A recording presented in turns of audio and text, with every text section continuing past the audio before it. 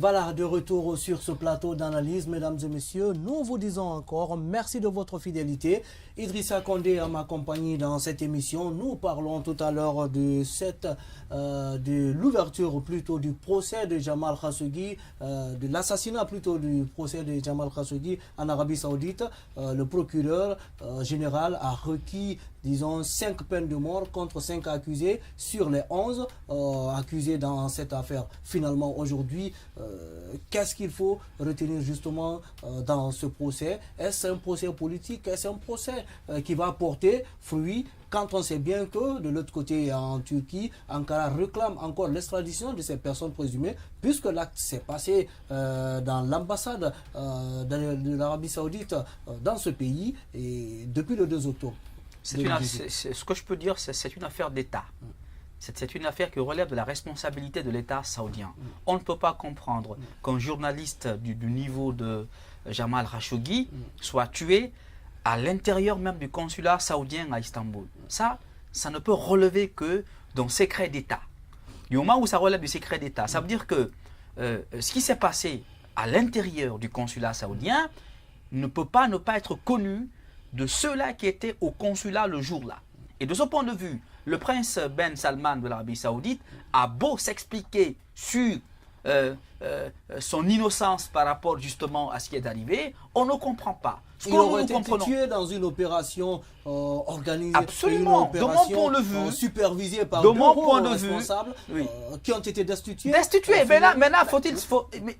Mais on ne peut pas ne pas engager la responsabilité de l'État saoudien dans cette affaire criminelle. Je pense simplement que Khashoggi travaillait pour le Washington Post et qu'il avait beaucoup d'informations qui n'étaient pas en faveur justement du gouvernement saoudien, donc du pouvoir de Riyad, et qu'il était critique vis-à-vis du gouvernement saoudien. De ce point de vue-là, il y a des éléments de rattachement. C'est pourquoi j'aurais souhaité qu'il y ait un procès à Istanbul en vertu... Vous auriez voulu qu'il y ait eu un procès absolument à Istanbul parce qu'on aurait eu plus de chance. Mais là, c'est sur un territoire, oui, mais évidemment, non. Écoutez, c'est sur le territoire saoudien, puisque la représentation consulaire en vertu du principe de territorialité justement des locaux diplomatiques. Je suis d'accord. Le principe de territorialité ou de l'extraterritorialité des locaux diplomatiques est un principe en droit international, c'est vrai. Mais aujourd'hui, pour que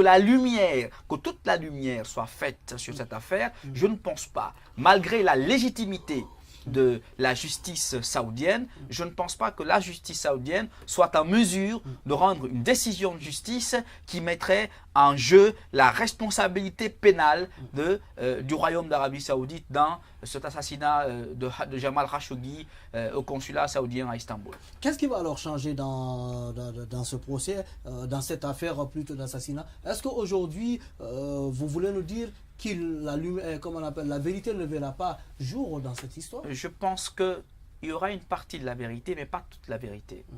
C'est-à-dire que la vérité que l'État saoudien voudra donner de cette histoire. Parce que déjà, vous avez suivi les explications de Riyad. Parce que Washington, qui dans un premier temps a nié cet assassinat et juste après qui a reconnu quand même la disparition et la mort même de Jamal Khashoggi. Les partenaires multilatéraux du royaume saoudien ont communiqué. Vous avez suivi la communication de Donald Tusk, qui est le président du Conseil européen. Vous avez suivi également les recriminations du président Donald Trump aux États-Unis. Donc il y a généralement, en ce qui concerne ce dossier-là, une affaire d'État.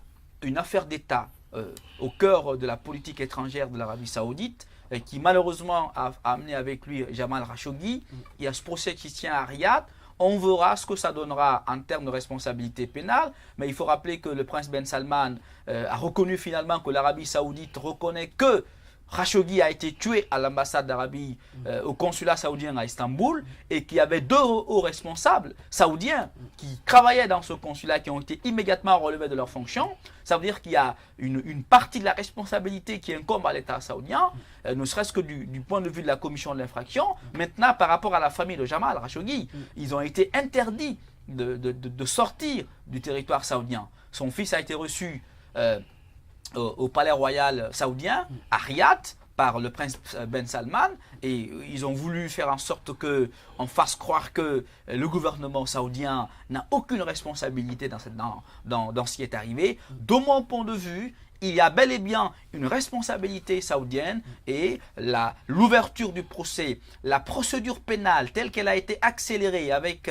les réquisitions du parquet jusqu'à ce que le parquet demande à ce qu'on condamne les 5 présumés auteurs de ce crime crapuleux au consulat saoudien à Istanbul. De mon point de vue, ça dénote de la responsabilité plus ou moins ambiguë de l'Arabie saoudite dans ce dossier criminel. Voilà, certainement la suite de ce procès va nous élucider, puisque déjà les avocats de la défense ont demandé un arrêt et juste continuer à étudier le dossier déjà en cours par rapport à l'accusation de leurs clients. Nous y reviendrons très prochainement dans cette émission. À présent, nous revenons en Guinée, dans la capitale, précisément. Nous allons tâter l'actualité politique. 2018 s'en va, 2019 s'annonce.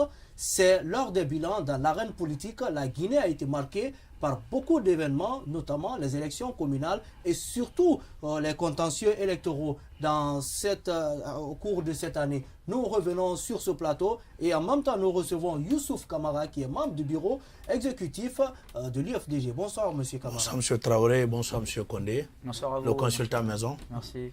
Voilà, de retour sur ce plateau. Bonne année à vous. Et merci. nous touchons justement ce sujet. Déjà, bonne année à vous. Oui, à vous de même. Allez. Alors, ok, donc la première question aujourd'hui, quel regard sur 2018 en termes politiques? Je laisse la main. En termes politiques, nous allons dire que c'est un regard assez sombre. Assez sombre parce que ça a été une année de contestation. Une année de discorde politique sur des questions du respect de la loi, de la légalité, sur les violations des accords politiques que nous avons suivis. Mais ce qui reste clair, cette année a été marquée en début d'année par l'organisation des élections communales et communautaires. Vous avez un regard sombre, pourtant, vous vous êtes fait élire. Oui, non, le débat n'est pas à ce niveau. Du point de vue constitutionnel, nous devons aller à ces élections depuis 2011. N'est-ce pas reluisant alors le bilan? Je pense pas. Je crois qu'on pouvait faire plus parce qu'au moment où nous parlons, jusque-là, il y a quelques dizaines de communes qui restent encore non installées. Et ça fait près de 9-10 mois, presque une année maintenant, à partir de février prochain, nous serons à une année. Et ce qui est du jamais vu dans notre pays, c'est extrêmement grave que dans une démocratie... C'est jamais vu, mais on a assisté à combien d'années sans non, oui, je suis tout à fait d'accord. Si le processus n'est pas engagé, nous pouvons accuser certains facteurs d'instabilité parce qu'il y a eu le truc Ebola dans un premier temps, il y a eu d'autres actualités. Moi, je parlerai depuis la Deuxième République quand même. Il y a eu des élections, les dernières élections communales remontent de 2005. Oui. Est-ce que vous voyez? Il y a eu la transition en 2008, nous avons compris cela. La junte a fait 2 ans. Il y a version Dadis, version Sekoba. Mais c'était prévu conformément à la Constitution que 6 mois après les élections présidentielles, on devait aller aux élections communales. Donc c'était en 2011, normalement on devait aller. Mais il y a eu un problème avec le pouvoir qui voulait encore revoir ce même fichier qu'il a élu de façon démocratique, alors que sur ce même fichier, avec l'accord des partenaires techniques et financiers, nous étions disposés à aller aux élections dès 2011. Mais je sais que le président a été mal conseillé, certains ont dit non, il faut reprendre le fichier, il y a cette affaire Wemark et Sabari, ainsi de suite. Nous avons donc vu ce que ça a donné. Donc c'est très regrettable que malgré qu'on a obtenu ces élections en février 2011, que nous restons encore, en 2018, je m'excuse, en février 2018, que nous restons encore bientôt une année, que nous n'avions pas su, nous n'avons pas pu saisir l'opportunité de mettre en réalité la démocratie locale, parce qu'il est extrêmement important que des communes, en termes de développement local, en termes de jumelage, en termes d'appui des partenaires pour l'accompagnement des communes sur la réalisation des projets de pavage, des projets d'assainissement, d'autres projets liés à la santé. Mais 2018, et autres. Ça a été aussi une année de manifestation. Oui, c'est vrai. Vous n'avez pas contribué à noircir absolument un peu pas, absolument pas. De cette année en Guinée. Si nous avons ces élections, et que ce soit les élections législatives, que ce soit ces élections communales, il a fallu la pression de l'opposition parce que le pouvoir en place, ce que je ne comprends pas dans ce pays, officiellement, c'est la Constitution qui fixe les mandats des différentes échéances. Mais ici, il faut qu'on manifeste Il faut qu'on essaie d'organiser des trucs de dialogue parce que le pouvoir en place... a commencé par quoi, monsieur Camara? Vous étiez là, les élections étaient prévues, mais...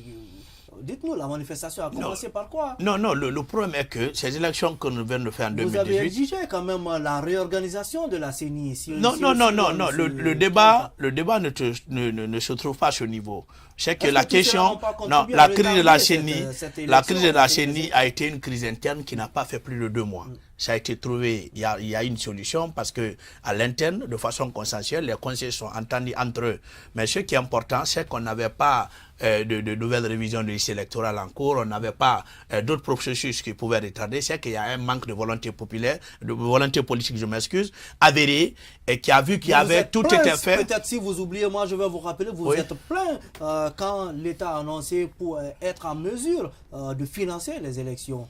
Non, on ne s'est jamais plaint. Si. C'est que ça a été du buzz. Si. C'est qu'un État qui se plaint qu'il n'y a pas assez de moyens pour financer les projets de développement, qui a l'austérité, n'est pas capable d'organiser à lui seul les élections. Il faut qu'on soit réaliste. Nous sommes face à un gouvernement qui fait du tapage médiatique, qui fait des déclarations, parce que le paradoxe ici c'est un gouvernement qui est capable d'améliorer le panier de la ménagère pour donner le minimum vital aux Guinéens, mais qui se dit je suis capable d'organiser l'élection qui coûte à des centaines de millions de dollars, parce que les élections, ce n'est pas une affaire de petits sous.